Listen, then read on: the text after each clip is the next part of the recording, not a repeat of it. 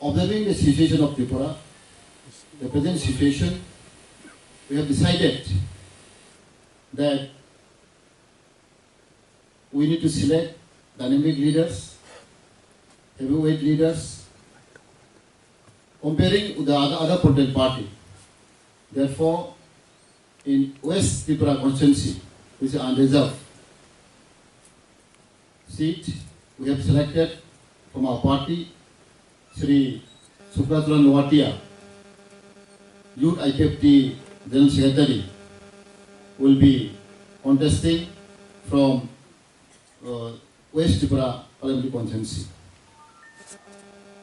Another side, number 2, East Tripura Parliamentary Constituency, which is a reserved seat for ST, will be contesting our